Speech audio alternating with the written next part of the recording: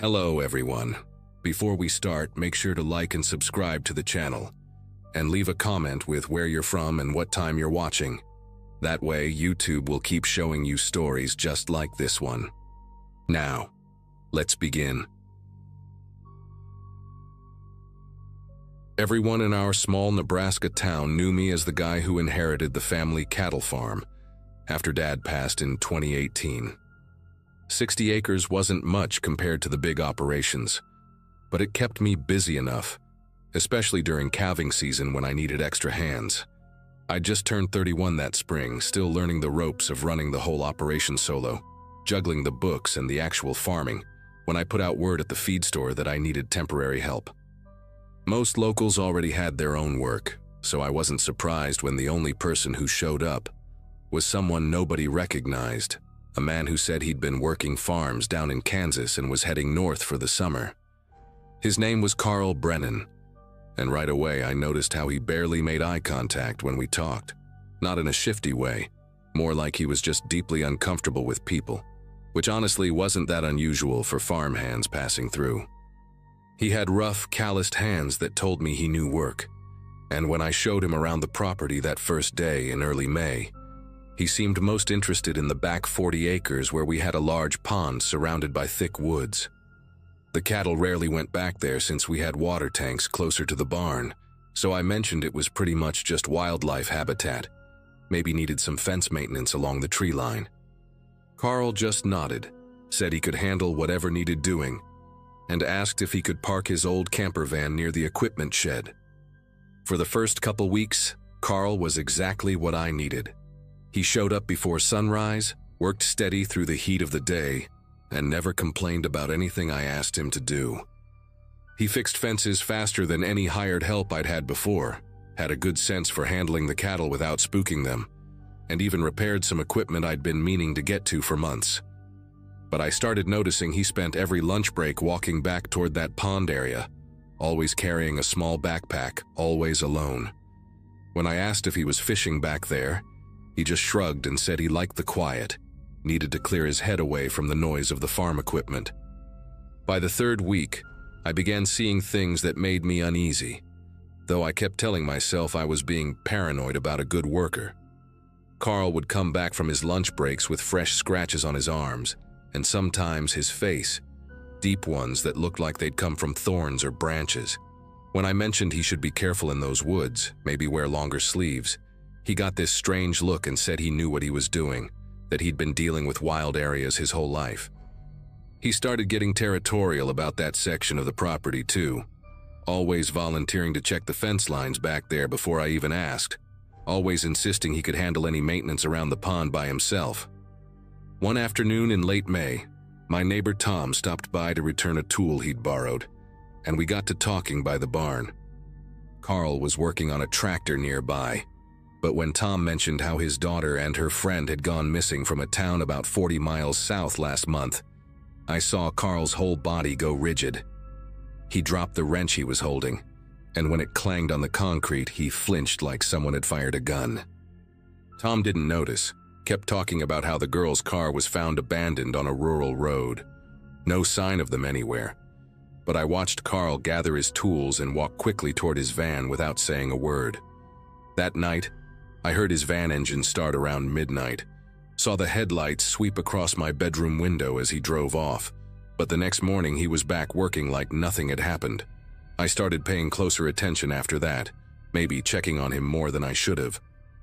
Found out he always paid for everything in cash at the feed store, never used the local diner where most farm workers grabbed breakfast, and nobody had seen him anywhere in town except for buying supplies. When I casually asked where in Kansas he'd worked before, he got defensive, said it was a small operation near the Oklahoma border, nobody I'd know, and changed the subject immediately.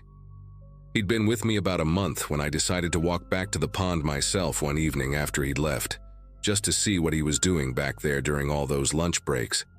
The path through the woods was more worn than I remembered, like someone had been walking it daily for weeks, which made sense given Carl's routine. But when I got closer to the pond, I noticed other things that didn't make sense at all. There were areas where the underbrush had been cleared away, not in a random pattern, but in specific spots around the water's edge. Fresh tool marks on some trees, like someone had been digging and needed to lean a shovel against them. The ground in 3 or 4 places looked different, recently disturbed but already starting to grow back with spring grass. I told myself he'd probably been burying trash or maybe dealing with some dead animals he'd found. But something about the size and shape of those patches made my chest tighten. The next morning, Carl could tell something was different. He kept watching me while he worked, and when lunchtime came, he didn't head back to the pond like usual. Instead, he sat in his van, windows down, just staring toward the woods like he was guarding them. I tried to act normal, talked about the weather and upcoming cattle auction, but there was this tension between us now, thick as the humid air before a storm. That Friday, he told me his mother was sick down in Arkansas, said he needed to leave for the weekend but would be back Monday morning. He seemed nervous when he said it, kept rubbing his hands on his jeans, and I noticed dirt under his fingernails, the kind that gets deep under there when you've been digging without gloves. Saturday morning, his van was gone like he'd said it would be, but something kept gnawing at me about those disturbed patches by the pond. I tried to focus on my usual weekend work, but by noon I couldn't stand it anymore. I grabbed a spade from the tool shed and walked back there, my heart hammering harder with each step through those woods. The first patch I tried was near a big oak tree, and about 2 feet down, my spade hit something that wasn't root or rock. I cleared more dirt away with my hands, and that's when I saw it. A piece of fabric looked like part of a jacket, pink or maybe coral-colored. My mouth went completely dry, and I stood there for maybe 5 minutes just staring at that scrap of material before I walked back to the house and called the sheriff.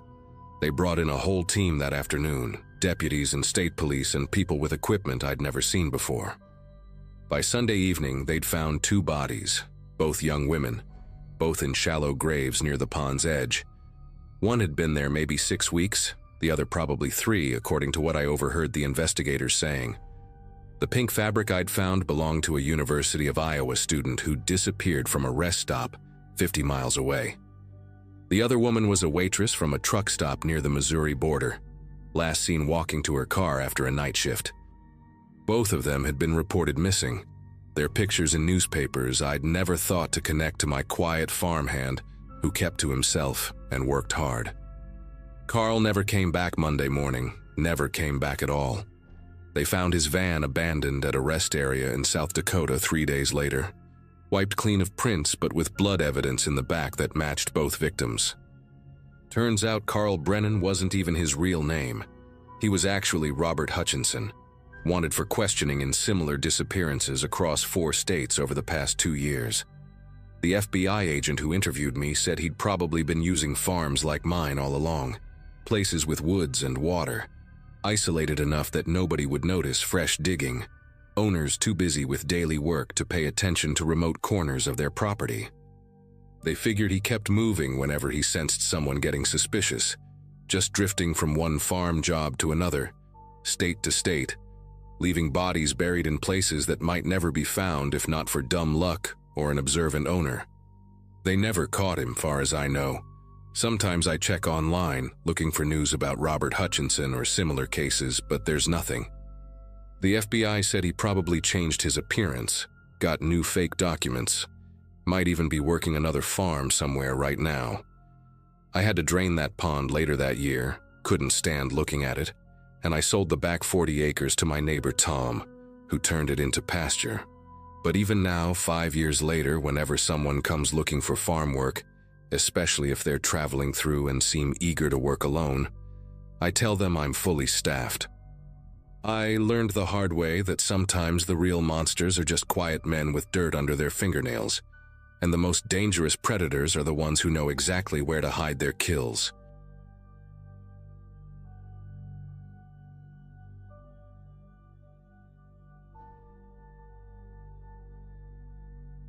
Moving into Grandma Rose's farmhouse felt like stepping into a time capsule from 1973, complete with harvest gold appliances and that peculiar smell of old wood mixed with decades of Sunday dinners.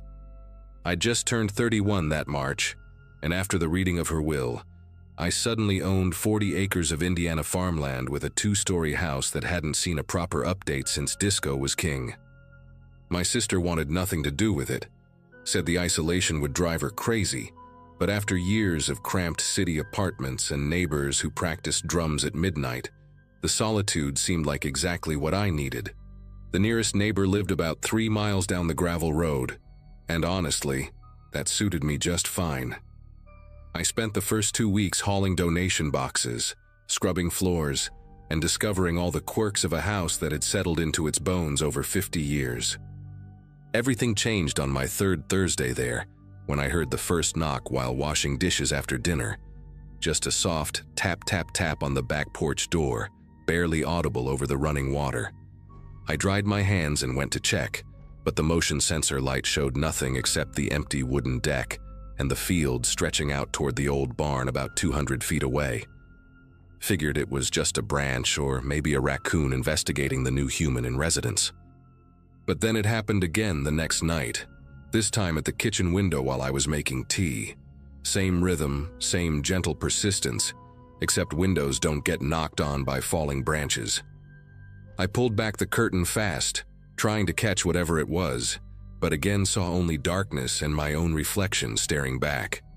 By the 4th night, when the knocking moved to the cellar door inside the mudroom, I'd stopped trying to explain it away as wildlife. Saturday morning brought the first real sign that something was seriously wrong. I came downstairs to make coffee and noticed the basement door handle was covered in dried mud, thick globs of it caked into the grooves like someone had grabbed it repeatedly with filthy hands.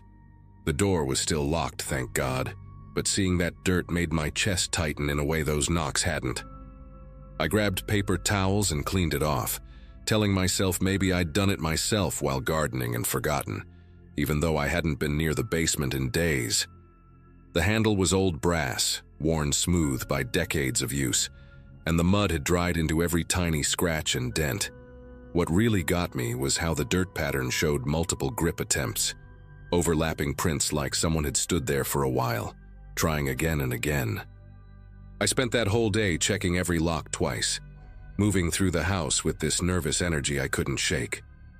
The farmhouse had too many entrance points, I realized, counting them like a paranoid inventory.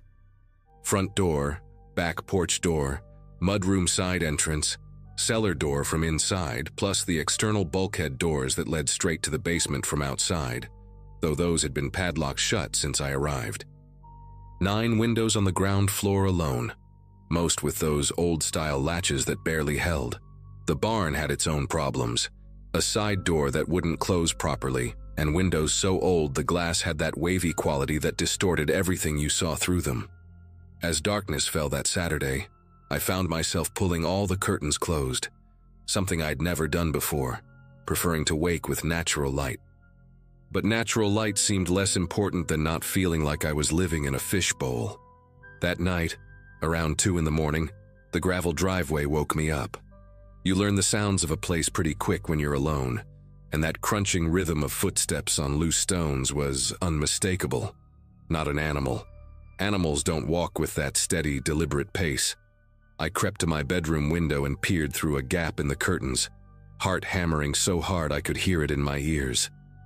The moon was bright enough to see the driveway clearly, and there was someone down there, just a dark shape moving between the house and the barn. They weren't hurrying, weren't trying to hide, just walking back and forth like they were measuring something or checking distances. The figure stopped near the barn side entrance, stood there for maybe 30 seconds, then walked toward the house, disappearing from my line of sight as they moved under the window. I grabbed my phone from the nightstand, but the battery was at 12% because I'd forgotten to charge it, and of course Grandma Rose never had a landline installed. The nearest police station was in town, 25 minutes away on a good day. I stood there in my pajamas, listening to those footsteps circle the house, stopping at what sounded like each door, each window. They were testing things, I realized with this sick feeling spreading through my gut. Learning which boards creaked, which gravel patches were loudest, mapping out the property like they were planning something. After what felt like hours but was probably 10 minutes, the footsteps moved back toward the barn. Then came the sound that made me grab the baseball bat from under my bed. The sharp crack of breaking glass, clear and deliberate, from the barn's side window. Not an accident, not thrown rock, but something purposeful that sent shards tinkling onto the ground. The house went silent except for my own breathing, but I knew they hadn't left. They were in the barn now, doing God knows what, and I was trapped between calling 911 with my dying phone or saving the battery in case things got worse. I chose to wait, clutching that bat like it could actually protect me from someone bold enough to break into property while I was clearly home. Through the thin farmhouse walls, I heard them exit the barn and start their methodical check of the house's entrances. First the front door, a slow turn of the handle, testing. Then footsteps on the wraparound porch, boards groaning under their weight. The back door handle jiggled next, longer this time, more insistent. They knew exactly which doors I'd checked earlier, which ones might have been forgotten. The mudroom door got the same treatment, then silence for a moment before I heard them at the bulkhead doors, the metallic rattle of the padlock being tugged. My phone showed 9% battery when I finally dialed 911, whispering to the dispatcher about the intruder. She kept asking me to speak up, but I could hear them moving along the house's foundation, probably checking the ground floor windows now. The dispatcher said a unit was on the way, but we both knew what 25 minutes meant out here. She stayed on the line, my phone dropping to 6%, then 5%, her voice cutting in and out as the connection struggled. Then I heard what I'd been dreading, the subtle scrape of a window being pushed up. Not forced, not broken, just sliding open like they knew exactly which one had a broken latch. The dispatcher was saying something about locking myself in the bathroom, but my phone screen went black, battery dead. I heard feet hit the floor downstairs, careful but not silent, and the sound of someone moving through my grandmother's kitchen like they'd been there before. The old farmhouse betrayed every movement with creaks and groans, so I knew they were heading for the stairs. I had maybe 30 seconds to decide, hide, run, or fight. The bat in my hands felt like a toy against someone this prepared, someone who'd spent nights learning my routine, watching me pull those curtains closed. I crept to my bedroom door and turned the lock, this pathetic little button lock that wouldn't stop anyone determined. Through the heating vent, I could hear them downstairs, opening drawers in the kitchen, not ransacking but searching for something specific. Then their footsteps moved to the living room, paused at what must have been the family photos on the mantel, and headed for the staircase. The first step groaned under their weight, then the second, each sound getting closer while I stood there trying to think of literally any option that didn't end badly. I made my choice when they reached the landing. Grabbed my car keys from the dresser, slipped out of my bedroom as quietly as I could manage, and headed for the back stairs that led straight to the mudroom. These stairs were narrower, servant stairs from when the house was built, and I knew them better than the intruder could. My bare feet made almost no sound on the old wood, though my breathing seemed impossibly loud in the darkness. I reached the mudroom just as I heard them trying my bedroom door upstairs, the handle turning once, twice, then a sharp shoulder slam against the wood. The mudroom door was locked from earlier, but I had the key on my ring. My fingers fumbled with it while crashes came from upstairs, the sound of my bedroom door finally giving way. Got the door open and ran for my car, gravel cutting into my feet, not caring about the pain, just needing to reach the driver's door before they realized I'd escaped. The engine turned over on the first try, thank God, and I reversed hard down the driveway, not bothering with headlights until I hit the main road. In the rearview mirror, I saw a flashlight beam sweep across the mudroom door, then disappear. I drove straight to the police station in town, walked in barefoot and probably looking insane, and told them everything. 2 officers followed me back, but by then the house was empty. Just my broken bedroom door and muddy footprints through the kitchen as proof I wasn't imagining things. They found where someone had been camping in the barn's loft, maybe for weeks, with a sleeping bag, empty food cans, and a notebook filled with observations about the house, my routine, which lights I turned on at what times. The officer showed me one page that made me pack up and leave that same day. A detailed drawing of the house's floor plan, every door and window marked, with notes about which ones were usually locked and which weren't, dated starting 3 days before I'd even moved in. Never did find out who it was, though the police suspected someone who'd been watching the obituaries, knowing the house would be empty after Grandma Rose died. They probably didn't expect anyone to move in so quickly, had already settled into the barn when I arrived, then decided to wait me out or scare me off rather than find somewhere else. I sold the farmhouse 6 months later to a developer who turned it into 3 rental properties, and I made sure to do the closing remotely. Sometimes I still dream about those footsteps on gravel, that methodical testing of doors, the sound of someone moving through a house like they belonged there more than I did. But mostly I'm just grateful for my tiny apartment with its chain lock, deadbolt, and neighbors close enough to hear me scream.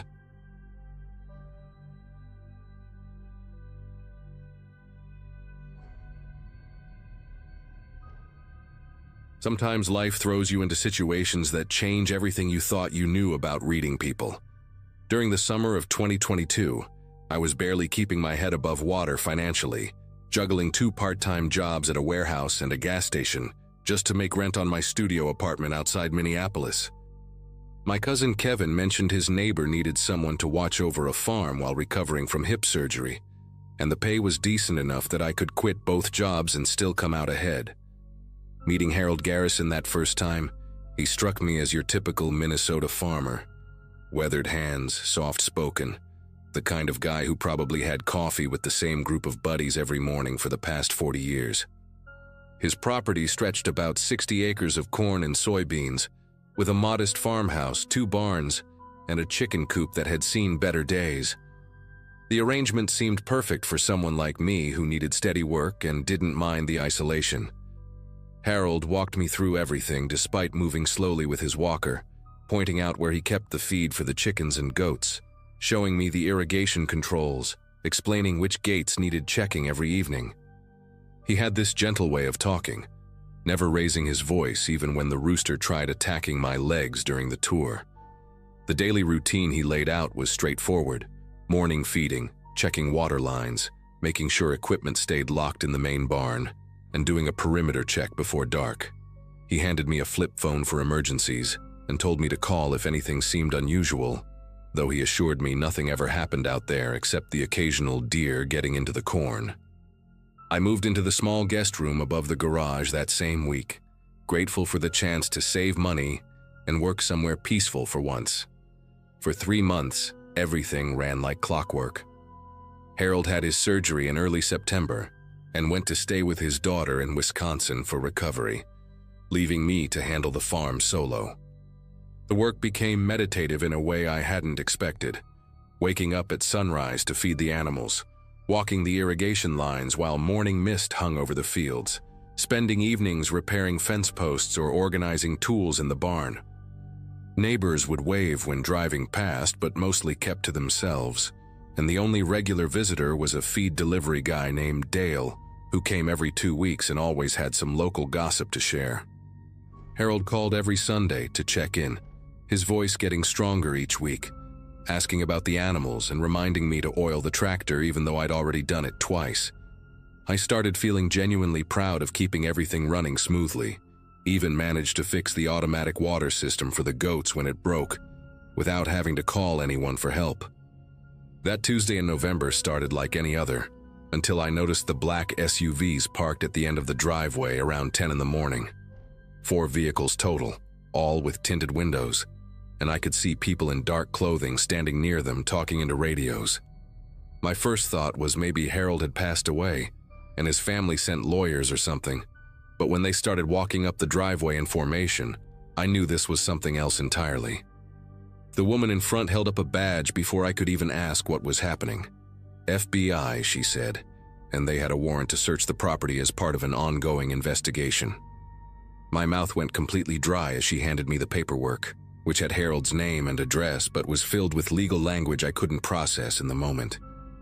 They told me to stay by the house while they conducted their search, and one agent remained with me, politely declining to answer any of my questions about what they were looking for or why they were there.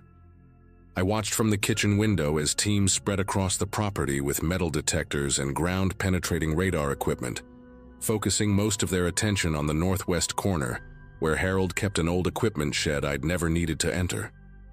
The agent staying with me, a younger guy who introduced himself as Agent Nowak, seemed sympathetic to my confusion, and eventually mentioned they were investigating connections to interstate drug trafficking from several years back. He asked how long I'd been working there, if Harold had any regular visitors, whether I'd noticed anything unusual about the property or found anything strange while doing maintenance. All I could tell him was what I knew.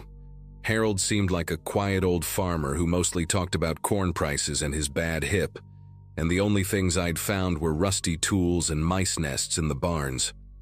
By noon, they'd set up a tent near the old shed and brought in excavation equipment, which made my chest tighten, in a way I couldn't quite explain.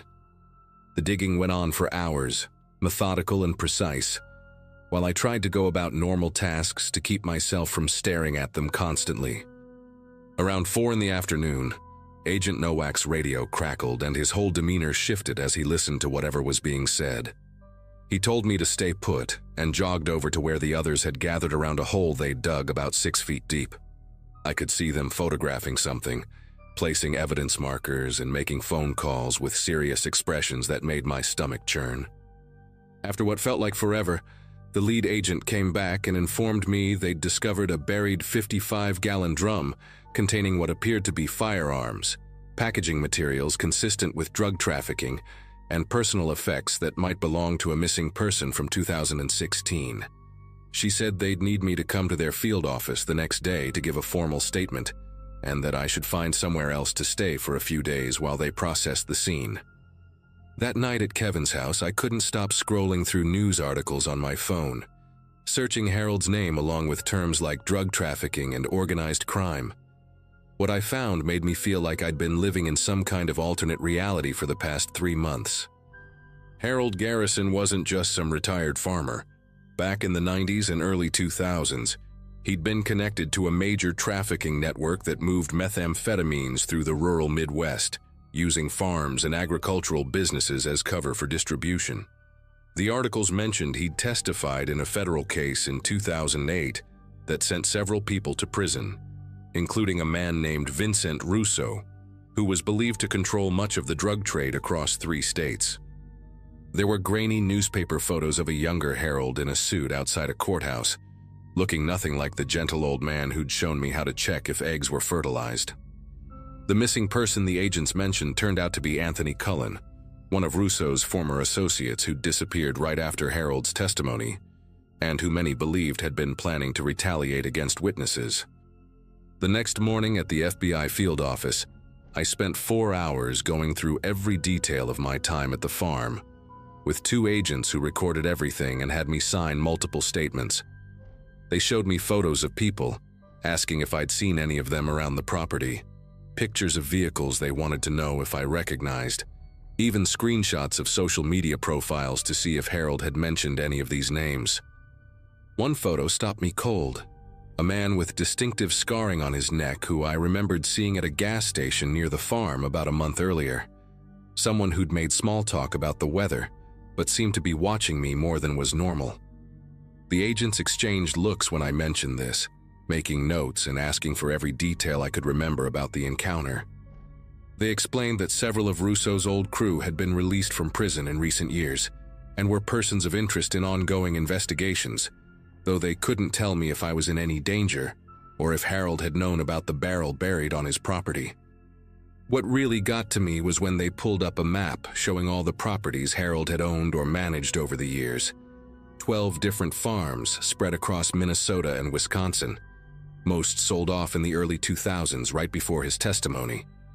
The agents theorized that these properties might have been used as waypoints in the trafficking network, places to store product or money temporarily while moving it across state lines. They asked if Harold had ever mentioned other properties, if he'd given me keys or access codes to anywhere else, if there were areas of the farm he'd specifically told me to avoid. The truth was, he'd been nothing but straightforward about everything, even gave me a detailed map he'd drawn by hand of all the irrigation lines and gates. But now I wondered about that shed in the northwest corner. how he'd casually mentioned it was just full of old equipment from his father's time and not worth messing with, how the lock on it was newer than any other lock on the property. I tried calling Harold after leaving the FBI office, but his phone went straight to voicemail, and his daughter Gloria called me an hour later, sounding shaken and angry. She said federal agents had shown up at her house that morning with questions, that Harold had suffered what they were calling a stress-induced cardiac episode and was in the hospital, that their family lawyer had advised them not to speak with anyone about the situation. She wanted to know what I'd told them, if I'd known anything about her father's past, why I hadn't warned them something like this might happen. I tried explaining that I was just as blindsided as anyone, that her father had only ever been kind to me, but she hung up before I could finish. The next few days were a blur of news vans showing up at Kevin's house.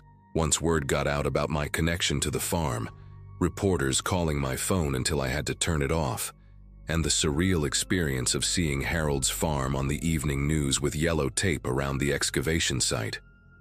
A week later, Agent Nowak called with an update that made everything click into place in the worst possible way. The forensics team had determined that the barrel had been buried sometime in late 2016, several months after Harold's testimony had concluded, and Anthony Cullen had disappeared.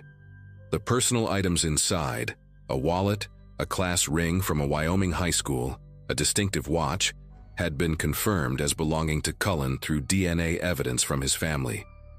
The weapons matched those used in several unsolved crimes across state lines, and the packaging materials had residue from methamphetamines, matching the chemical signature of Russo's old operation.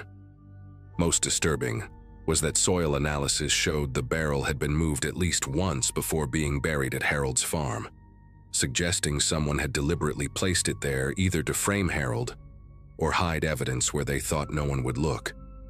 Harold himself was still in the hospital, and through his lawyer maintained he had no knowledge of the barrel, but the investigation had expanded to include several other former witnesses from the 2008 trial who might have been similarly targeted.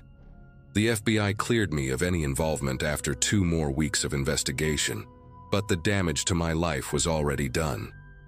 Every job application I submitted seemed to dead end once employers Googled my name and found articles about the farmhand who uncovered mob burial site or caretaker's shocking discovery on Minnesota farm.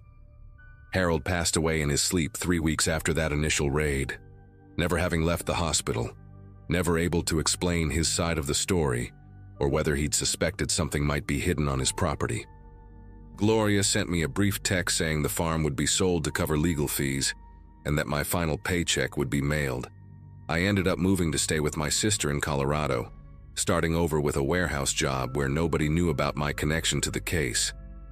Sometimes I think about that morning feeding the chickens, having no idea that federal agents were already positioned at the end of the driveway, that I was standing above evidence of a murder while scattering corn feed, that Harold might have hired me specifically to have an innocent witness on the property in case this day ever came. The not knowing is what keeps me up at night, whether I was just incredibly unlucky or whether Harold chose me precisely because I was naive enough to never question the gentle old farmer with the bad hip who just needed someone to tend his animals.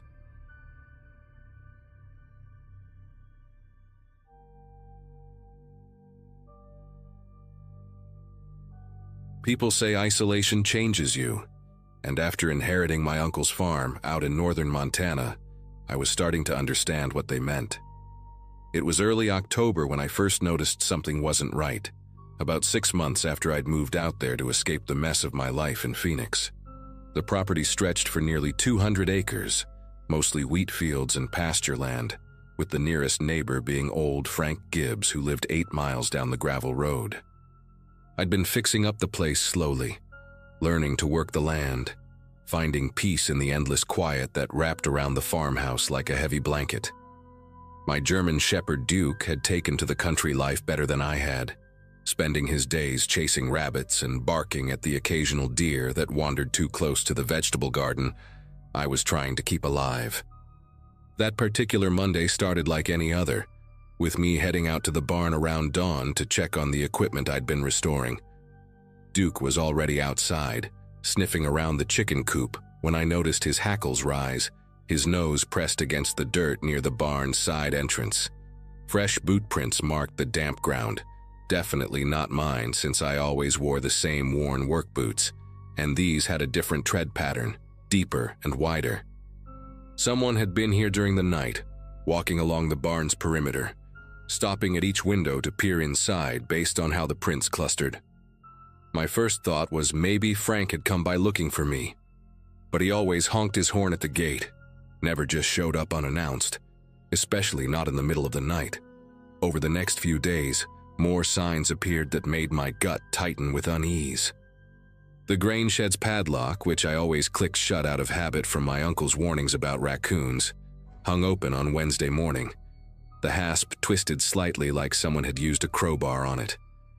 My toolbox in the barn had been rifled through, wrenches and screwdrivers arranged differently than how I'd left them, with my good hammer missing entirely. Duke started acting strange too, growling at empty air in the middle of the night, pacing the porch with his ears pinned back, refusing to venture past the yard's edge after sunset. I'd convinced myself it was probably just some drifter passing through, maybe looking for easy pickings or a place to sleep. Nothing more sinister than that. Friday brought the storm, one of those sudden October monsters that rolls down from Canada without warning, turning the sky black by 4 in the afternoon.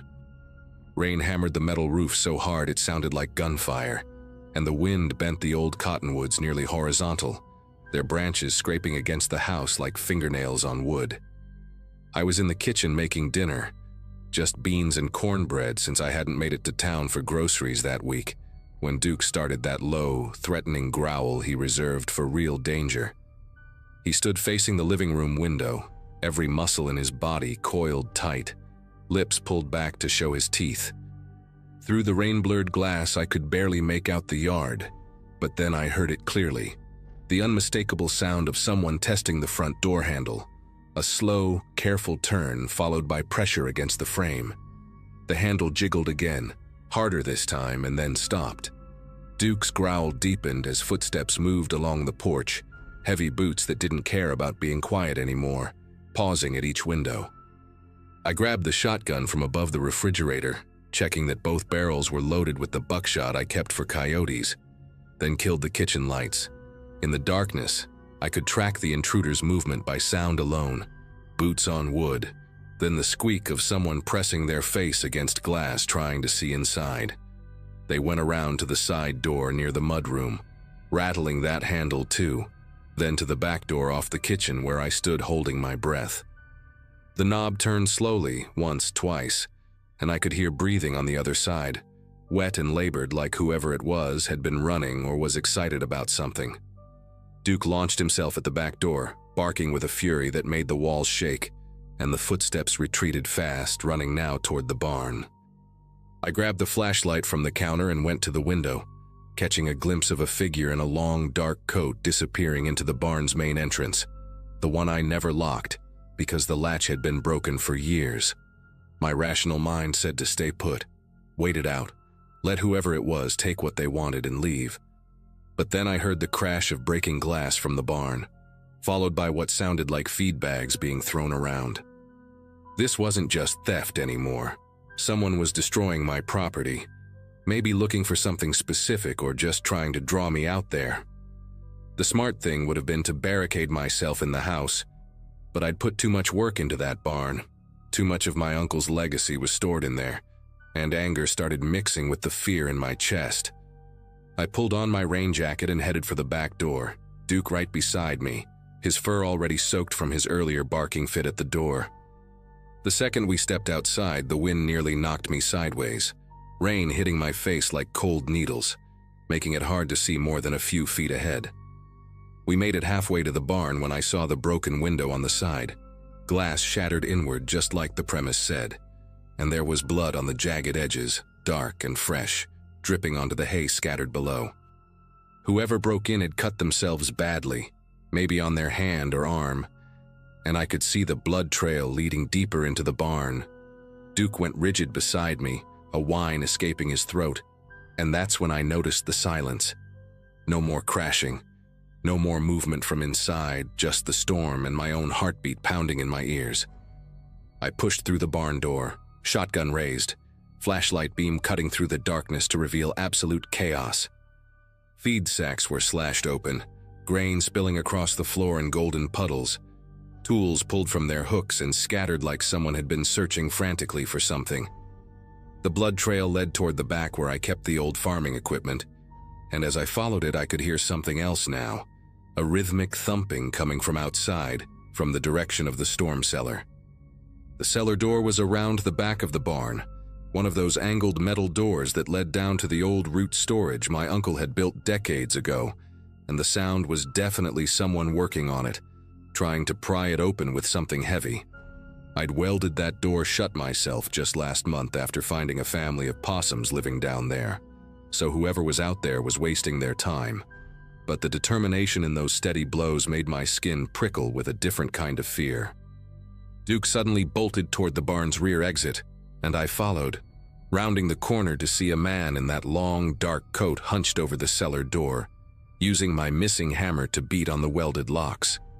His left hand was wrapped in a torn piece of cloth, blood seeping through, and when my flashlight hit him, he spun around fast, revealing a face I recognized but couldn't quite place. Gaunt features, wild gray hair plastered to his skull by the rain, eyes that had that hollow look of someone who'd been living rough for too long. He dropped the hammer and took a step back, raising his good hand like he was surrendering, but his eyes kept darting between me and that cellar door like it held something precious. Then it clicked. This was Walter Briggs, Frank's younger brother who'd disappeared about 3 years back after his wife died. Everyone assumed he'd left the state to start fresh somewhere else. "Walter, what the hell are you doing here?" I kept the shotgun pointed at his chest, trying to make sense of why he'd been stalking my property, why he was so desperate to get into that cellar. He opened his mouth, closed it, then started laughing, this broken sound that competed with the storm's fury. "Your uncle, he promised me," Walter said, his voice hoarse like he hadn't used it in months. "Said if anything happened to him I could have what's down there, said he'd leave a note, instructions. But there was nothing. Nothing in the will, nothing in the house." His injured hand gestured wildly at the cellar door. "I know it's there. I helped him hide it back in '89, 200 grand in cash from that development deal that went bad. Money nobody knew about. Money that should have been mine too since I introduced him to those investors." The pieces started falling into place. My uncle's sudden ability to buy new equipment despite claiming poverty, his paranoid behavior in his final years, always checking locks, installing security lights that I'd thought were excessive for a remote farm. Walter took another step back, stumbling slightly, and I could see he was in bad shape. Probably hadn't eaten properly in days, that hand needing medical attention before infection set in. "I've been living in the old Mitchell place," he said, naming an abandoned farmhouse about 10 miles north that had been empty since I was a kid. "Been watching, waiting for you to leave for supplies, but you never stay away long enough for me to break through that weld. Tonight, with the storm, I thought maybe you wouldn't hear me working on it." Duke kept growling, staying between Walter and me, and I had to make a decision fast because this situation could go bad quickly with a desperate, injured man who'd been living on the edge for years. "Walter, there's no money down there," I said, though honestly I had no idea what my uncle might have hidden. "I cleaned it out when I moved in. Just old canning jars and rusted tools, nothing worth risking your life over." His face crumpled like I'd just told him his family had died all over again, and he sank to his knees in the mud, that injured hand cradled against his chest. I lowered the shotgun slightly, seeing him broken like that in the rain, and made a choice that probably saved both our lives that night. "Come inside, let me look at that hand," I said, surprising myself with the offer. "We'll call Frank, get you somewhere warm and dry, get you some help." Walter looked up at me with those hollow eyes, then nodded slowly, all the fight drained out of him. We walked back to the house together, Duke keeping a watchful eye on our unexpected guest, and I bandaged his hand while coffee brewed, the storm still raging outside. Frank arrived 2 hours later in his truck, having fought through flooded roads to get there, and the brothers had a conversation I pretended not to hear, lots of tears and apologies and promises to get help. Before they left, Walter told me exactly where my uncle had put the money, behind a false wall in the cellar's northeast corner. Said I'd earned it by showing him kindness when I could have done much worse. After they drove away, I sat in my kitchen until dawn, thinking about that money supposedly hidden beneath my feet, about secrets and promises, and what desperation could drive a person to do. When the sun finally came up, I walked out to the barn with Duke, grabbed a sledgehammer and went to work on that cellar door. Not sure what I'd find, but knowing I needed to see for myself what had driven Walter to the edge of sanity. The cellar was exactly as I'd left it before welding it shut, musty and filled with broken shelving, except for the northeast corner Walter had described. Behind what looked like solid stone, I found a narrow gap, and inside that gap, wrapped in plastic and duct tape, was more money than I'd ever seen in one place. Not quite 200 grand anymore. Time and moisture had damaged some bills despite the wrapping, but enough to change everything if I wanted it to.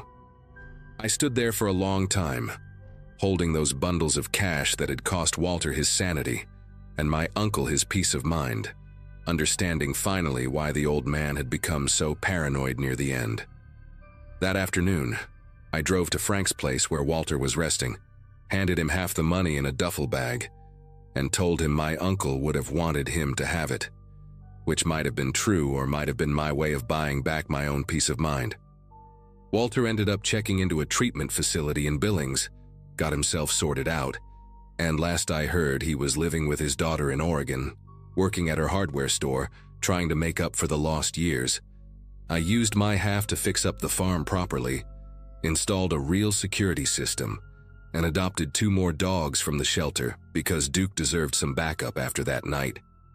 Sometimes I still hear sounds outside during storms, but now it's just the wind or animals seeking shelter, nothing more sinister than nature doing what nature does, and I sleep better knowing that some secrets are better shared than buried, even if it takes a desperate night and a bloody hand to bring them to light.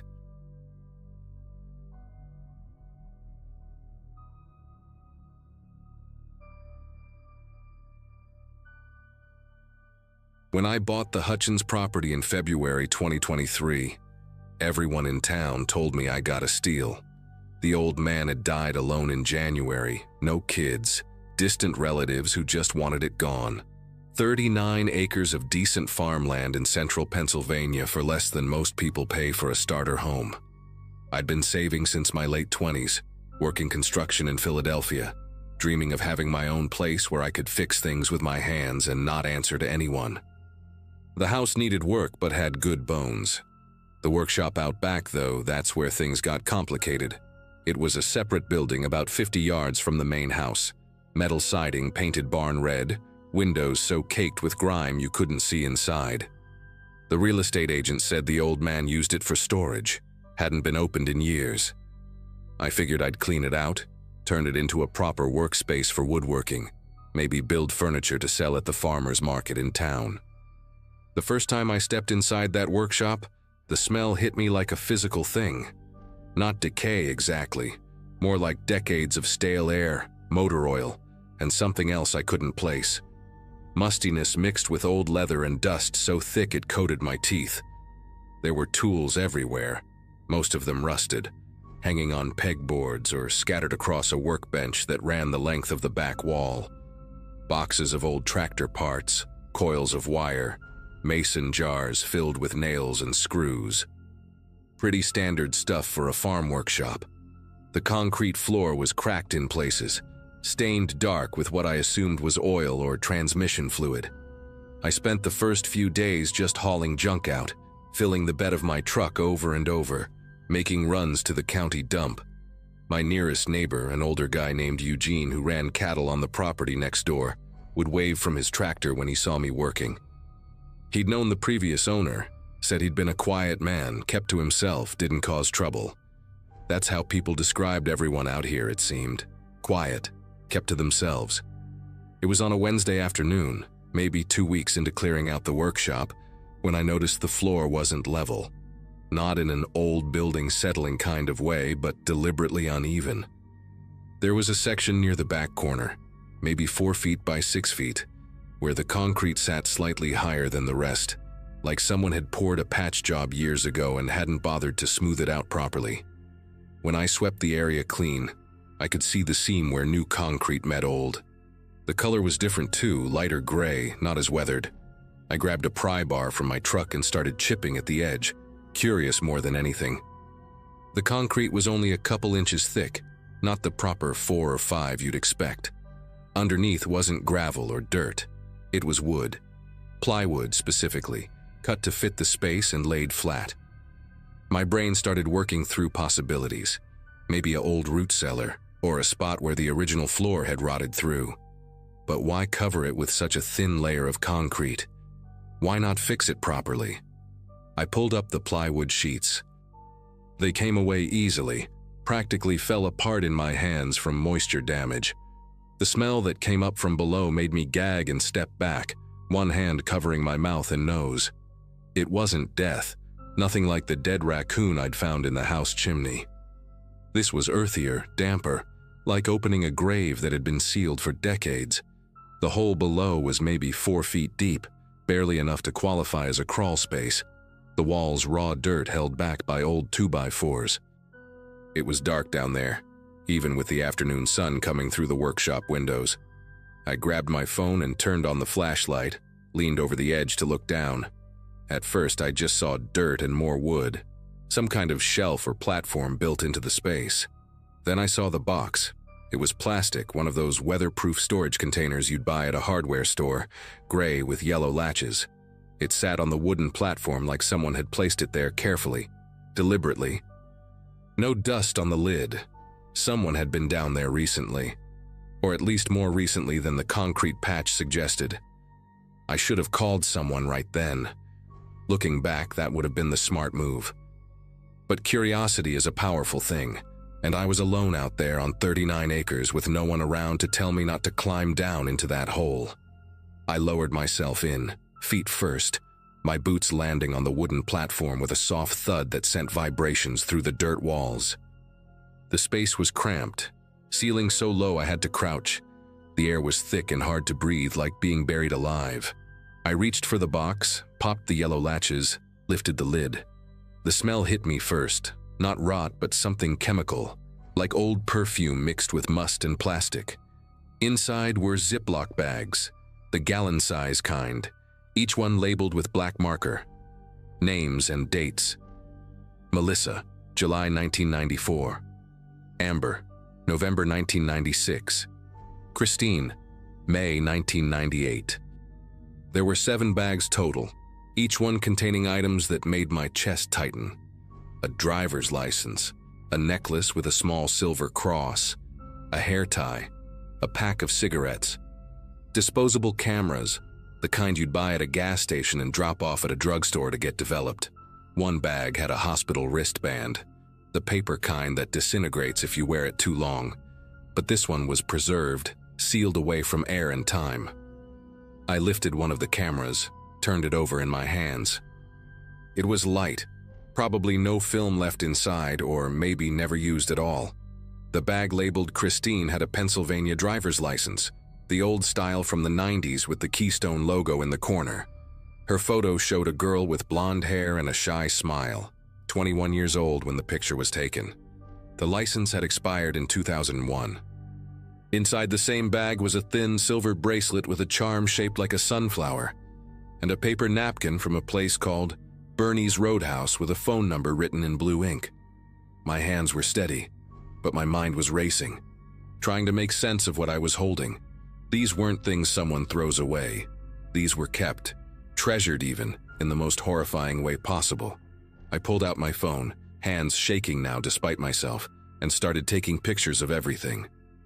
Each bag, each item, the labels with those names and dates. The crawl space suddenly seemed smaller, the air thinner, and I realized I needed to get out of there before I passed out or worse. I climbed out of that hole faster than I went in.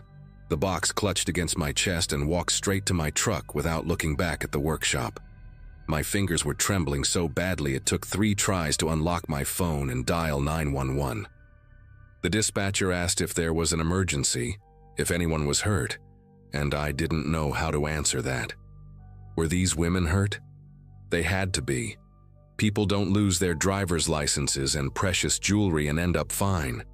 I told her I'd found something on my property, something the police needed to see immediately, and she must have heard the panic in my voice because she didn't ask more questions, just said units were on the way. I sat in my truck with the doors locked, the box on the passenger seat, staring at the workshop like it might come alive and swallow me whole. 20 minutes felt like hours. When the county sheriff finally pulled up the gravel driveway, lights flashing but no siren, I practically ran to meet him. The sheriff's name was Daniels, a broad-shouldered man probably in his mid-50s with gray stubble and tired eyes that had seen too much. He listened to my explanation, looked at the box, then called for backup before we even went back to the workshop. Within an hour, my property was swarming with deputies, state police, people in plain clothes who I assumed were detectives. They taped off the entire workshop, brought in portable lights, and started photographing everything. A detective named Warren pulled me aside, asked me to walk him through exactly what happened, step by step. I told him about the uneven floor, the concrete patch, the plywood, climbing down into the crawl space. He wrote everything down in a small notebook, his pen moving quickly across the page. When I mentioned the names and dates on the bags, his expression shifted. Not surprise exactly, more like recognition, like he'd been waiting for this call for a very long time. Warren told me they'd run the names through their database, see if anything came up. He asked me not to leave town, standard procedure, he said, though I could tell he didn't consider me a suspect. I was just the unlucky bastard who bought the wrong piece of land. They kept me there for hours, asking the same questions different ways, making sure my story stayed consistent.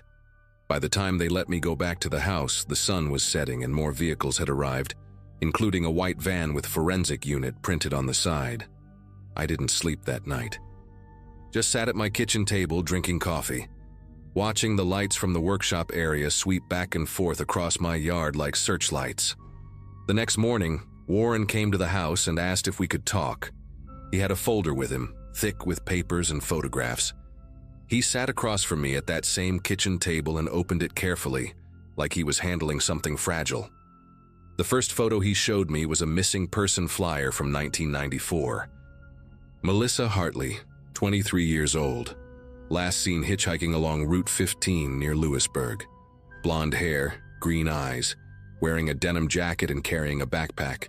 She'd been traveling from State College to visit her sister in Harrisburg and never arrived. Warren laid out more photos, more flyers. Amber Sutton disappeared in 1996 while walking home from her shift at a truck stop diner outside Sunbury. Christine Porter, the one whose license I'd held in my hands, vanished in 1998 after her car broke down on a rural road near Selinsgrove. 4 more women, all between 1994 and 2001, all from small towns within a 50-mile radius of where I was sitting. All cases that had gone cold decades ago, filed away in boxes in some basement evidence room, families still wondering, still hoping. Warren explained that they'd suspected a serial predator back then, someone who knew the area, knew the back roads, knew how to move without being noticed. But they never had physical evidence, never had a suspect, never had anything except missing women and grieving families. Until now. The items in that box matched personal effects reported missing with each woman. The disposable cameras were being sent to a lab to see if any images could be recovered. They'd already started excavating the property, bringing in ground-penetrating radar and cadaver dogs. Warren's voice was steady when he told me this, professional, but I could see the weight of it in his eyes. They found the first remains 3 days later, buried in a shallow grave near the tree line at the edge of the property, maybe 200 yards from the workshop. Then another. Then 2 more in a section of woods I'd never even walked through yet. The forensic teams worked for weeks, grid by grid, marking spots with little flags whenever the dogs alerted or the radar showed anomalies. I stayed in a motel in town during most of it. Couldn't stomach being in that house knowing what was underneath my land. The media picked up the story fast. News vans lined the road outside the property. Reporters doing stand-ups with my barn in the background. Helicopters circling overhead. I stopped reading the articles, stopped watching the coverage. They were calling him the Route 15 killer, even though Warren told me they'd probably never know his real hunting grounds, how far his territory actually stretched. The old man who owned the place, Howard Brennan, had died of a heart attack in his living room with no one around. Convenient, Warren said bitterly. No trial, no confession, no answers for the families about what happened to their daughters and sisters. By the time the investigation officially concluded in early June, they'd recovered the remains of 6 women from my property. One was still missing, and Warren believed she might be buried somewhere else, maybe on land that had since been developed or sold off. The families were notified, given what closure could be offered after so many years of not knowing. Some of them reached out to me, sent letters thanking me for making the call, for not just covering the hole back up and pretending I'd never seen it. I didn't feel like I deserved thanks. I just did what anyone would do, what anyone should do. The property sat empty for months after that. I couldn't sell it, not with its history plastered across every news site in the state. Eventually, I hired a crew to tear down the workshop, haul away every piece of metal and wood, and pour new concrete over where it had stood. The house I kept, though I've never spent another night there. I rented out now to a young couple who knew the story and didn't care. Said they didn't believe in ghosts or bad energy. Maybe they're right. Maybe it's just land, just a house, just wood and nails and dirt. But I know what was hidden there. I know those women deserved better than to disappear into the soil of some quiet farm where nobody thought to look.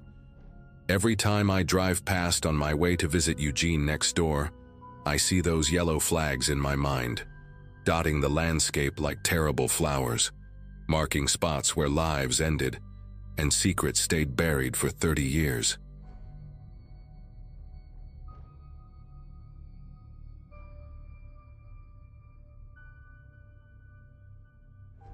Running a small farm alone wasn't something I planned, but after my divorce went through in 2015, keeping the property felt like the only stable thing left in my life.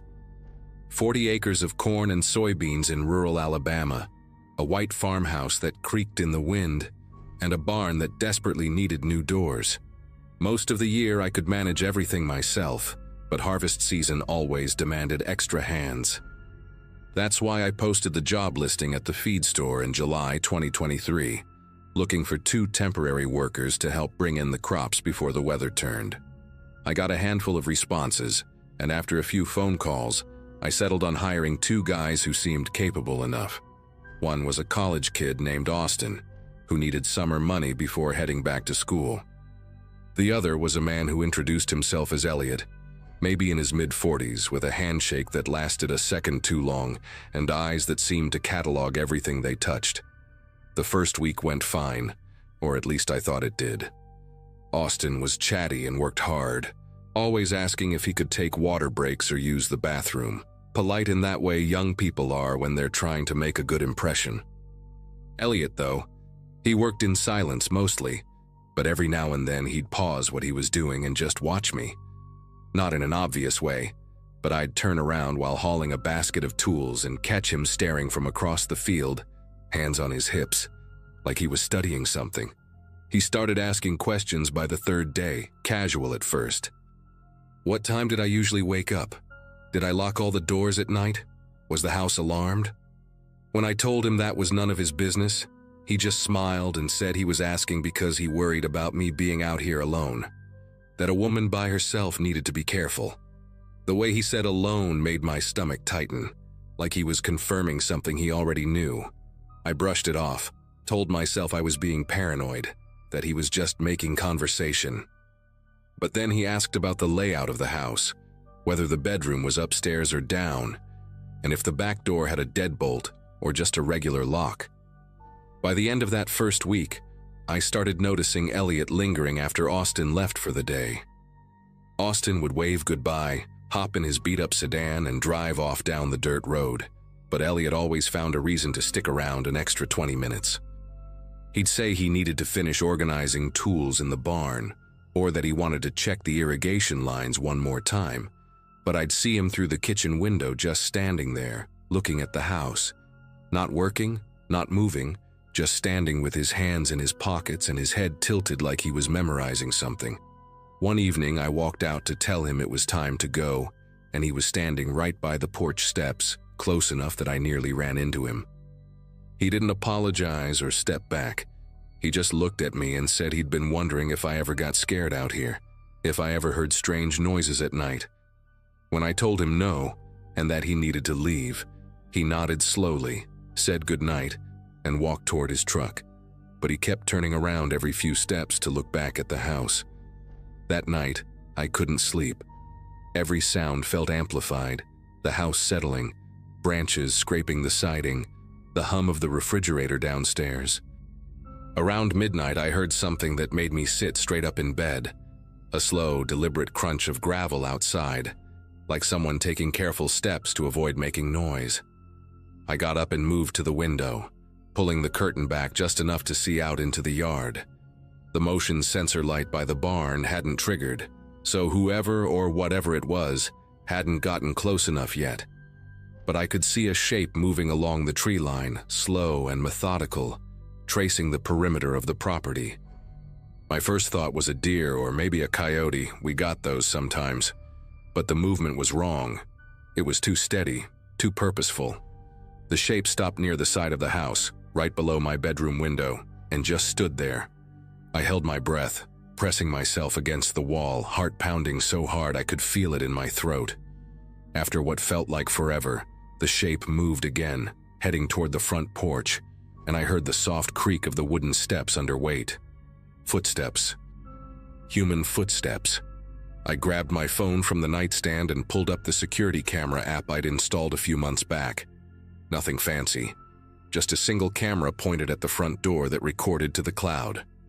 The feed loaded slowly, buffering in that maddening way it does when you need it most. And when the image finally appeared, my chest went tight. There was Elliot, standing directly in front of the camera, staring straight into the lens. Not moving, not knocking, just standing there with his face maybe 6 inches from the camera, close enough that I could see the reflection of the porch light in his eyes. His expression was blank, completely neutral, like he was waiting for something or testing something. I watched, frozen, as he stayed there for what must have been 30 seconds, and then the feed flickered once, twice, and went black. The app said "connection lost" in gray text at the bottom of the screen. I tried refreshing it, closing and reopening the app, even restarting my phone, but the camera wouldn't come back online. My hands were trembling so badly I almost dropped the phone. The next morning I went outside to check the camera, and the lens was covered in a smear of something, mud or grease, I couldn't tell, but it had been deliberately wiped across it so the camera couldn't record anything clearly. The memory card inside was gone too, popped right out of the slot and taken. I stood there on the porch staring at the empty slot, feeling a cold wave of realization wash over me. This wasn't random. This wasn't some confused drifter who wandered onto my property. Elliot had walked the perimeter of my house in the middle of the night, stood outside my bedroom window, climbed my porch steps, disabled my only security measure, and stolen the evidence.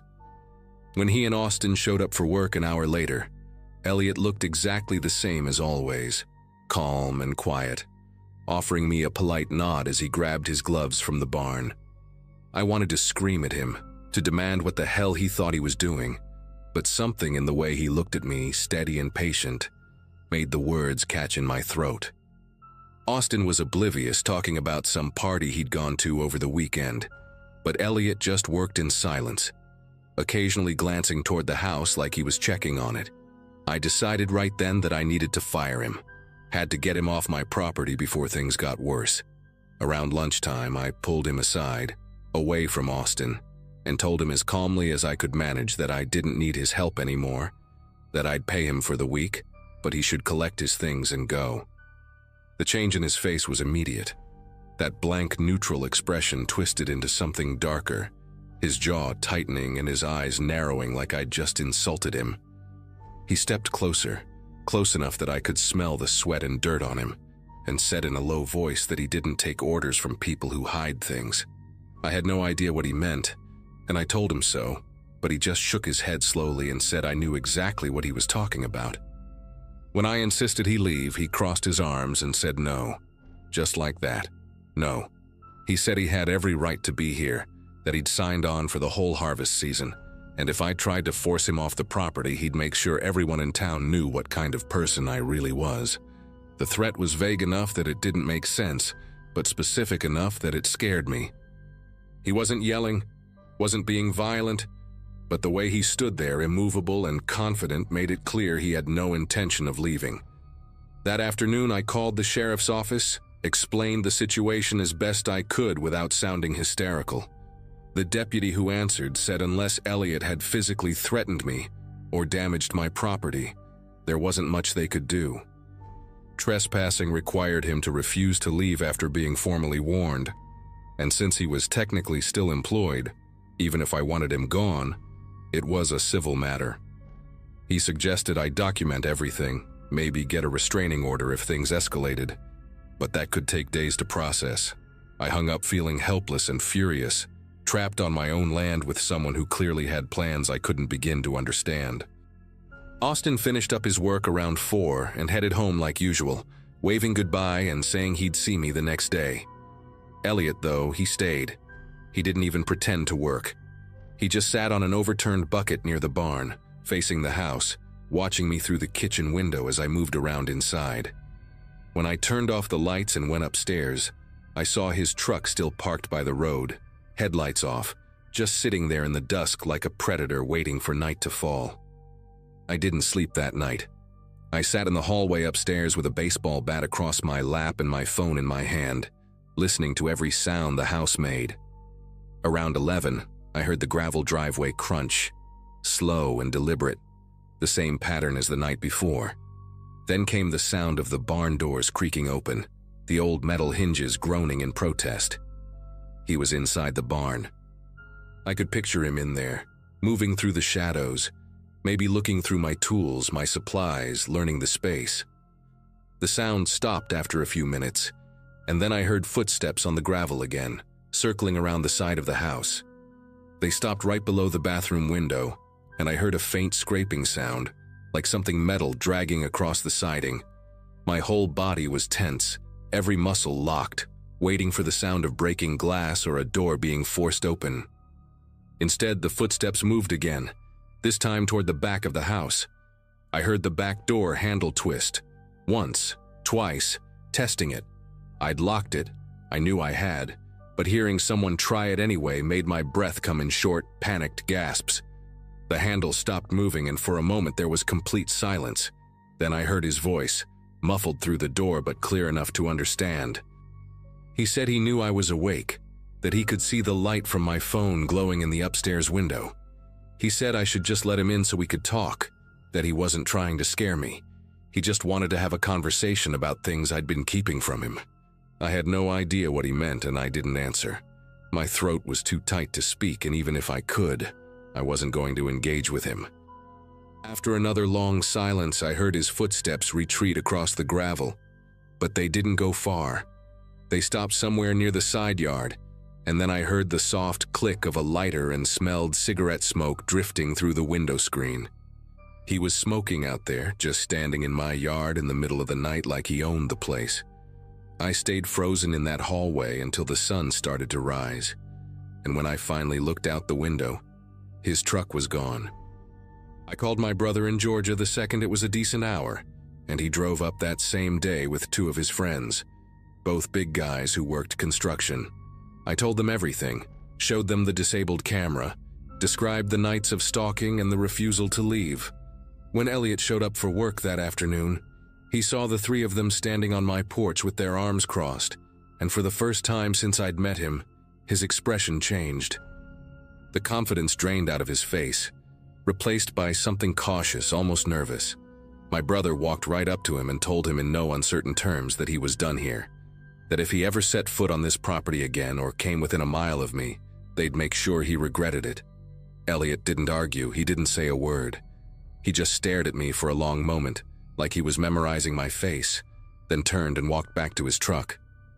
He drove off slowly, and I watched until his taillights disappeared down the road.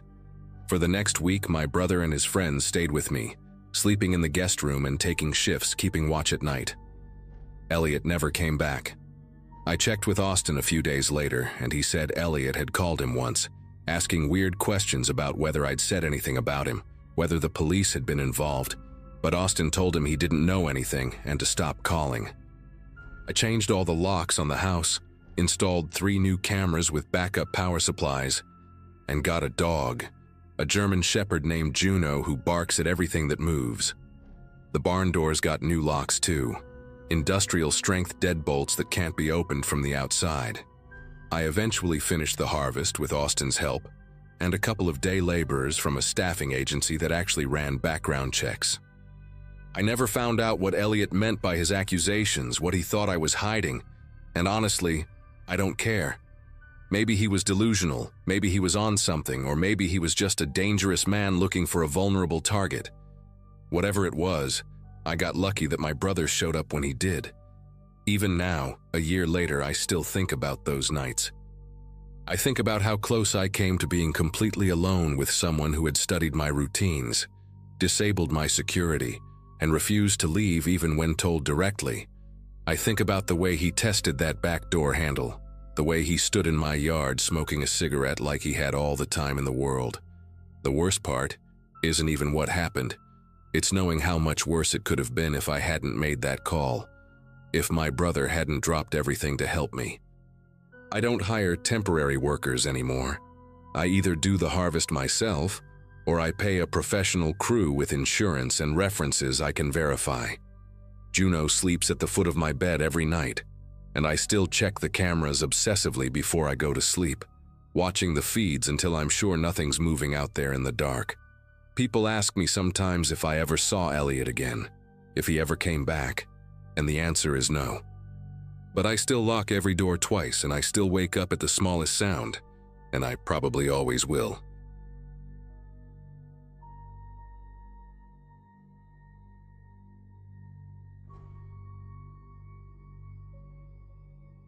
Life on our farm had been running in a steady rhythm when all of this happened.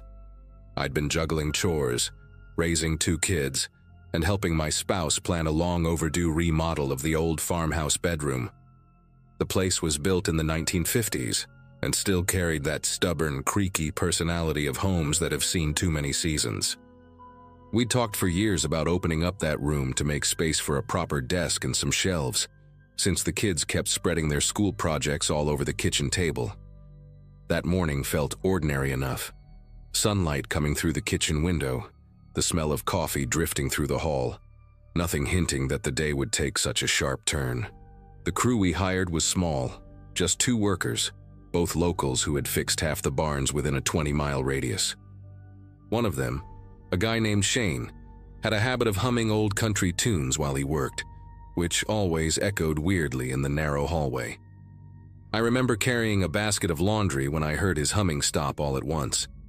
Not like he took a break, more like his attention got yanked away by something he didn't expect. By the time I walked toward the bedroom, he was standing on a ladder with a piece of drywall still in his hand, staring at a dark recess in the wall like he'd stumbled onto a tunnel. Bits of insulation were floating in the air, drifting down like strange yellow snowflakes. I asked him if everything was okay, and he answered in this strange half-whisper, telling me he'd found a hollow pocket sealed off behind the studs. It wasn't part of the room's layout. It shouldn't have existed.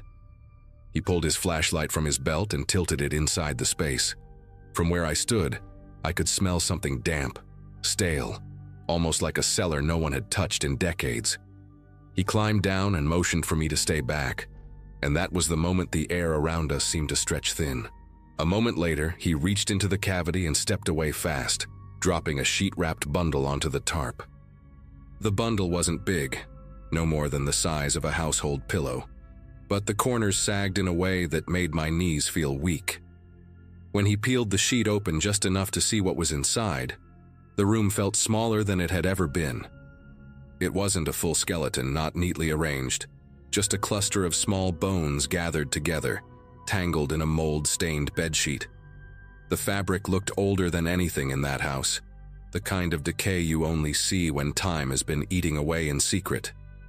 The worker didn't touch anything again, and I remember stepping back until my shoulder hit the hallway wall. My mind kept trying to attach a logical explanation. Animals, debris, some bizarre mistake. But deep down, I already understood this was no accident. Within minutes, we'd called the sheriff's office, and that normal, peaceful morning evaporated into something I still think about every single night.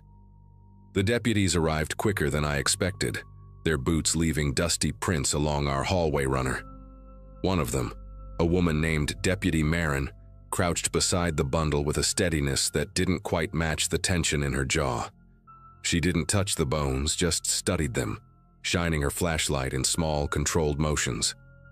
The other deputy stood near the window, scribbling something in his notebook while asking basic questions about the remodel, about when the wall had last been opened, about the house's previous owners.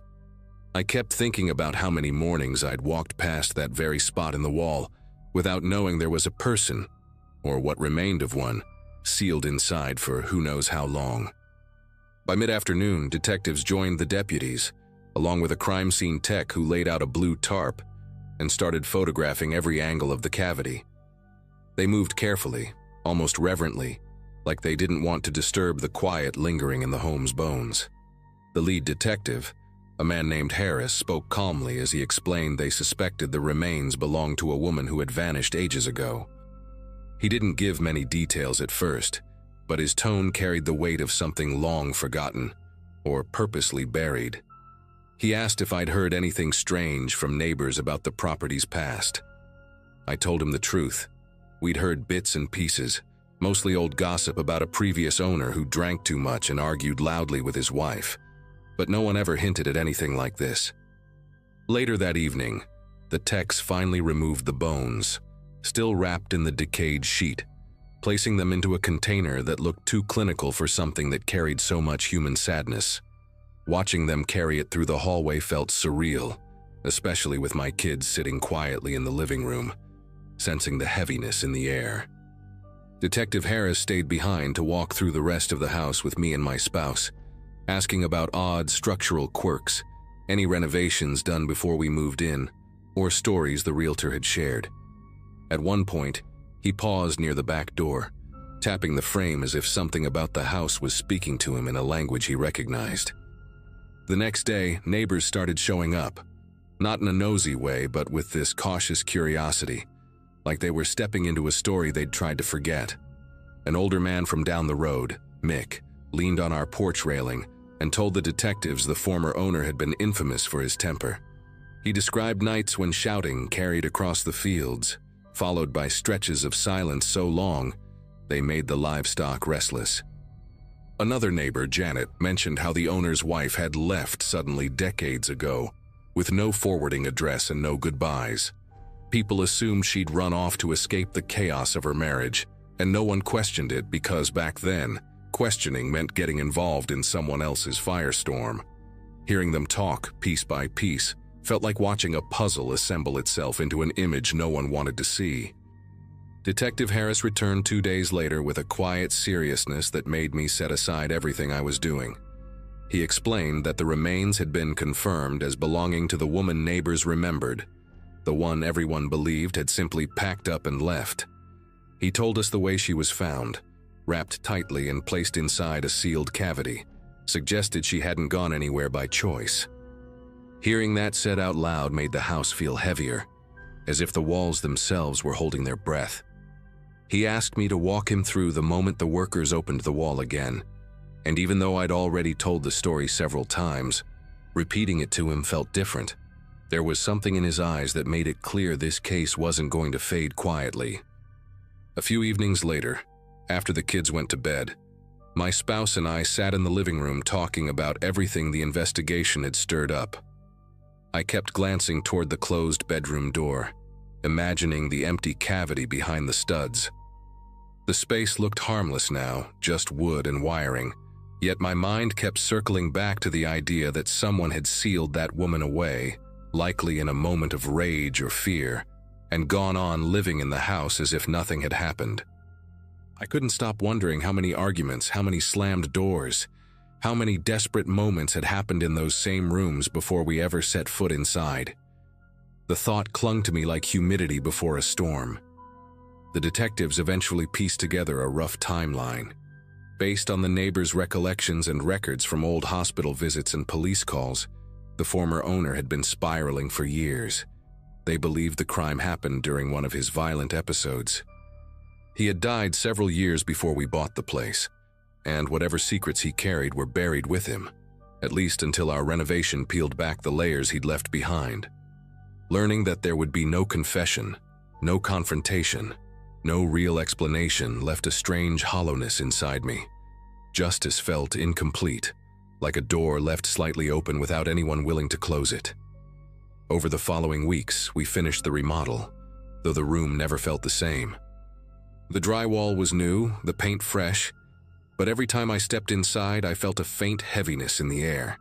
Not fear exactly, but a deep awareness of the past. Sometimes, when the house settled at night and the wood popped the way old houses do, I'd picture the woman who never got the chance to leave the farm alive. We added a small framed wildflower print to the new shelf in her memory, even though we never knew her name personally. It seemed wrong to pretend nothing had happened, and yet life continued, kids doing homework, meals on the stove, the dogs barking at passing tractors. The house had carried a terrible secret for decades, but now that it had been uncovered, all we could do was acknowledge it and move forward.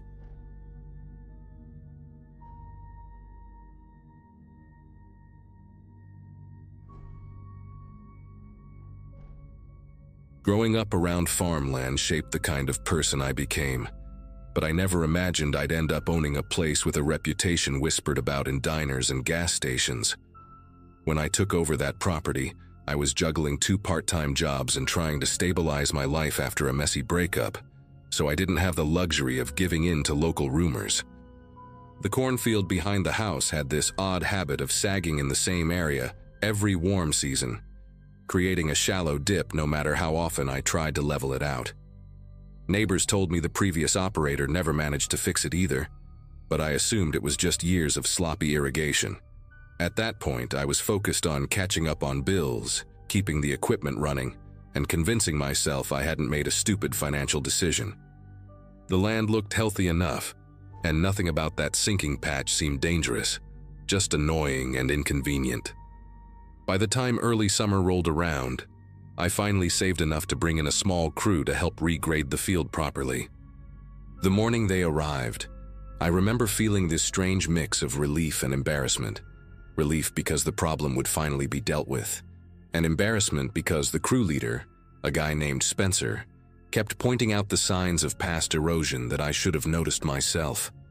As they started moving soil, the machinery kept giving off this uneven groan, the kind it makes when it's fighting something that shouldn't be there. I figured it was just compacted earth or some old farm debris, maybe forgotten fence posts or rusted tools buried over time. Still, watching the blade screech as it scraped against something solid made me shift my weight from one foot to the other, unsure if we were about to uncover a rock the size of a fridge or a damaged pipe waiting to explode water everywhere. It didn't take long before the crew realized the obstacle wasn't stone or metal piping. When the machine lifted its blade again, there was a faint clank, the kind that sounded too smooth, too deliberate to be scrap. Spencer waved me over and pointed to a thin sliver of metal poking through the dirt, perfectly straight and coated in this dull bluish gray that didn't match anything used on the farm. The workers formed a loose semicircle, muttering guesses to each other while scraping the soil away by hand. Even from a few feet back, I could tell whatever we'd hit wasn't small. A rectangular outline began to appear, corners sharp enough to stand out from the surrounding earth. One of the younger workers asked if I had ever buried equipment out here, and I laughed in a way that didn't feel natural, mostly to hide the tension building behind my ribs. The moment they uncovered the front grille, Even partially, everything around us went strangely quiet. I recognized the shape instantly. The nose of a pickup truck wedged upright in the ground like someone had dropped it from the sky. The metal was warped in places, caked with soil, but the brand emblem was still visible despite the grime. Spencer kept brushing away dirt, eventually revealing the windshield, or what was left of it. The glass had shattered ages ago, leaving jagged edges embedded in the frame. When he aimed his flashlight into the cabin, nobody spoke for a good 10 seconds. Inside, slumped against the steering column, was a human shape still buckled in place. The clothing was faded and barely recognizable, but the outline of a body was unmistakable. I felt this tightening inside my chest, not from fear exactly, but from the abrupt realization that the land I'd been tending like it was mine alone had been hiding someone's final moments. News travels fast in small communities, and within an hour the property felt less like my farm and more like a crime scene. Patrol cars rolled down the gravel path one after another, kicking up dust that clung to the air like powder. An officer directed me to stand near the fence while they set up a perimeter, and I remember gripping the wood rail, trying to process the idea that this field had been holding someone's secret for so long. The sheriff on site, a man named Hendrik, asked a handful of routine questions, but his expression grew sharper the moment I mentioned the name of the farm's previous operator. I'd always known the man by reputation only, someone people described with vague discomfort, the type who made deals in back rooms and avoided eye contact. I had no idea that what he left behind might be more than neglected machinery and unpaid debts. When the crew finally managed to widen the dig site enough to pull the truck free, the vertical orientation became even more unsettling. It stood almost perfectly straight when they lifted it with the winch, like some grave marker that had been hidden under the soil. Hendrik kept pacing around it with the kind of focus I'd only ever seen in people trying to piece together something bigger than a simple accident. A forensic tech leaned inside the cab and confirmed that the driver had never escaped, never even unbuckled. The position of the body suggested a sudden impact, but the angle and depth in which the truck was buried made the explanation impossible to accept as an accident.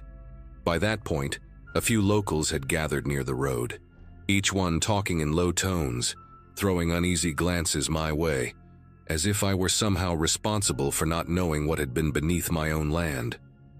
Later that afternoon, investigators traced the license plate and matched the truck to a missing persons case that had nearly slipped out of collective memory. The owner was identified as Joel Mercer, a guy who'd vanished 2 decades earlier after leaving a bar on the edge of town. I'd heard his name once or twice in passing, mostly in stories older men told after a couple drinks, nameless warnings about choosing better company and not trusting certain folks. Hendrik explained that Joel had been involved in a confrontation shortly before he disappeared, a heated argument with the man who used to run my farm. Apparently, Joel had accused him of dealing in stolen vehicles, but no one ever proved anything. When Joel never came home, the theory that he'd run off on his own became the easiest one to accept, especially once the farm changed hands and that whole chapter faded into rumor. What unsettled me most was realizing how often I'd walked across that sinking patch, how many mornings I'd passed over it with coffee in hand without noticing anything more than a soft depression in the earth. The idea that a man had been trapped down there while seasons changed overhead gave me a sense of weight I couldn't explain. Investigators kept expanding the search radius, combing through the rest of the field as if expecting to find more surprises. Watching heavy machinery peel back layers of soil made the farm feel unfamiliar, like it belonged to someone else entirely. Even the air felt different, as though the land itself had been waiting for someone to uncover its history and finally acknowledge the truth buried beneath it. As the evening stretched on, Hendrik pulled me aside and told me something that still clings to my thoughts whenever I walk that field. Years ago, before the farm changed owners, neighbors had reported hearing machinery running long after midnight, engines revving, metal clanging, strange activity with headlights sweeping across the corn rows. Most assumed the operator was working odd hours because he was difficult to deal with and preferred avoiding people. No one imagined those late nights might have involved burying a truck vertically with someone inside. The sheriff's tone implied he believed the man had help, or at least enough privacy to carry out something so heavy and deliberate.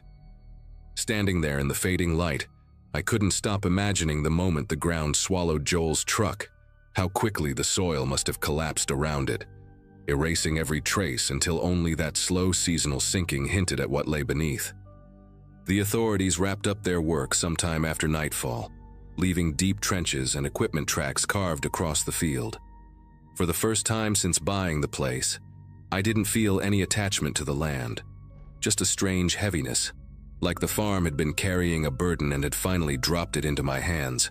Word spread through town that more arrests might follow, that people connected to the former operator were being questioned. A detective mentioned that receipts, forged documents, and scrap parts had surfaced in places no one expected. Every new detail pushed the story further away from simple tragedy and closer to a network of crimes that had been overlooked for far too long. Meanwhile, Joel's family was located and notified, reopening wounds they thought had finally scarred over. Over the next week, I struggled to resume anything resembling routine. Walking into the barn felt different. Stepping outside at dawn felt different. Even simple chores made me overly aware of the ground beneath my boots. I kept thinking about the years Joel spent hidden below the soil while life continued overhead. Birthdays, storms, new owners, harvest seasons. The crew eventually filled the massive excavation and leveled the ground again, but the land never returned to how it looked before. The patch where the truck had been removed settled unevenly, creating a subtle ridge instead of a dip. I didn't bother correcting it. Maybe part of me felt the land deserved to keep a scar of its own, something honest that marked what had happened instead of swallowing it again. A month later, after all the interviews, reports, and cleanup, the sheriff returned to hand me the last of the paperwork. He told me the case would finally be closed soon, and that the former operator, now living far from here, was facing charges connected not only to Joel but to several vehicles reported stolen around the same period. Hearing that brought me a kind of closure I didn't expect. I stood there with the folder in my hand, looking out across the cornfield while the wind moved through the rows like a slow hush. The land felt quieter than before, almost as though it had released something old and heavy. I still don't understand every piece of what happened on that property long before I arrived, but at least the truth isn't buried anymore. And strangely, that makes it easier to live here now, even if I'll never walk that field again without thinking of the man who never made it home.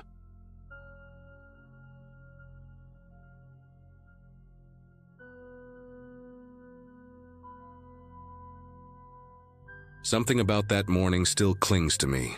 Maybe because life on the ranch had finally started to feel steady again after a messy stretch of debts and repairs. I'd taken over the place from an older couple who moved south to be closer to their grandkids, and they left behind a few things they figured I'd grow into, including a big livestock guardian dog named Ranger.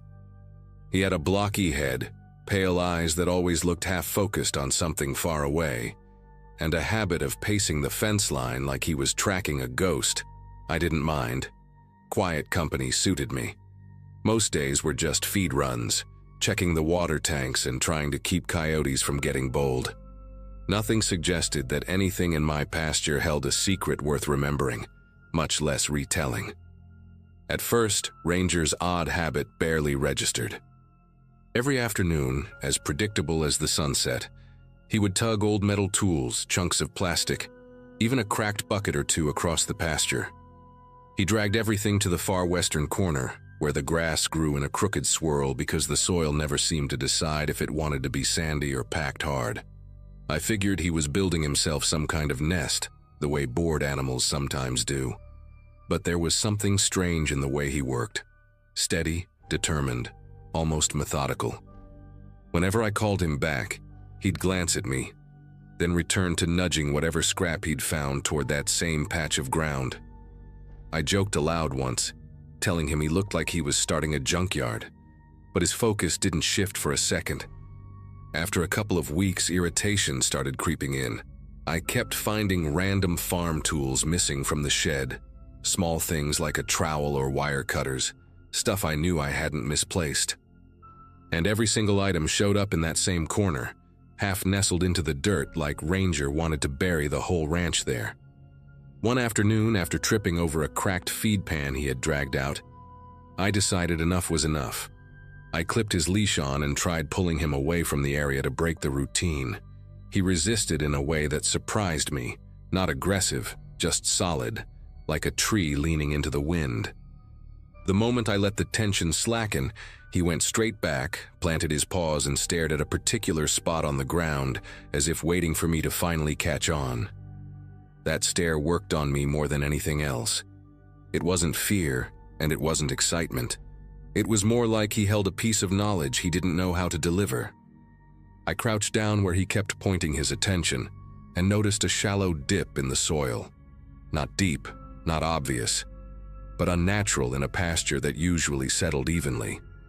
The grass there grew shorter, almost sunken, as if weight had pressed it down repeatedly. I pushed my fingers into the dirt just to feel the texture, and it crumbled looser than the surrounding ground.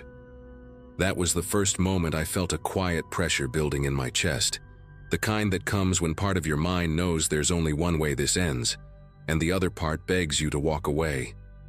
I went back to the house for a shovel, telling myself I was just humoring a dog with quirks. But the whole walk back to that corner felt heavier than it should have.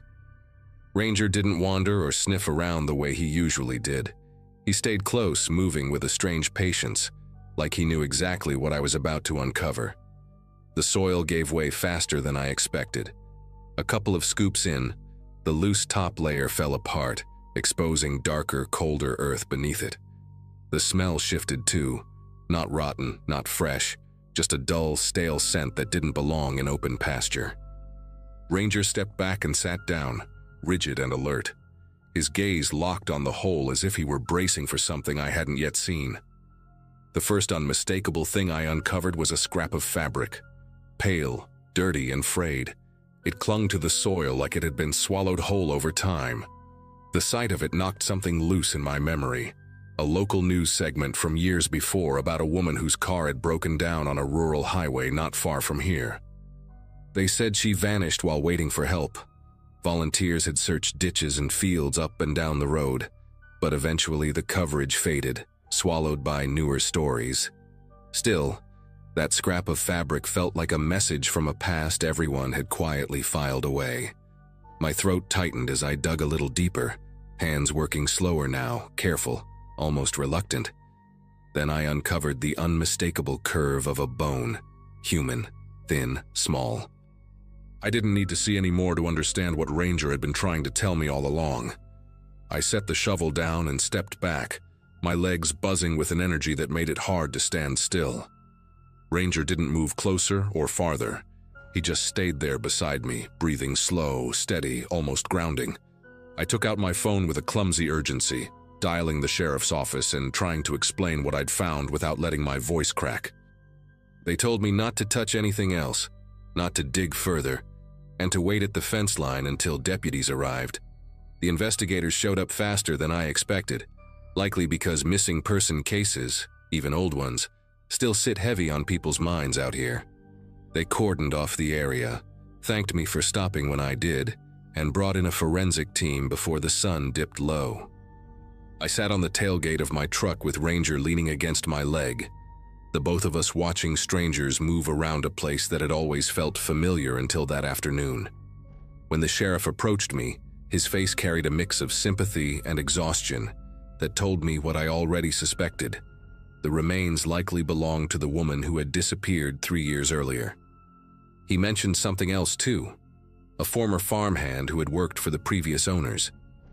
A man who left suddenly, never collected his last paycheck, and was seen near the stranded woman's car the day she vanished. What struck me later was how none of this ever came up when I bought the ranch. The previous owners mentioned that the old farmhand, a guy named Mason, had quit without warning, but they chalked it up to him being unreliable. They never hinted at anything darker, and maybe they truly didn't know. Investigators questioned me about anything he might have left behind, any odd stories, any places he favored on the property. I didn't have much to offer, just a memory of an empty bunkhouse with a cigarette burn on the windowsill and a broken radio lying on the floor, as if whoever lived there left in a rush. As the sun dropped behind the trees, the sheriff told me they were issuing new warrants and reaching out to nearby counties, almost certain they were dealing with a man who hadn't simply walked off a job. In the days that followed, the ranch felt different.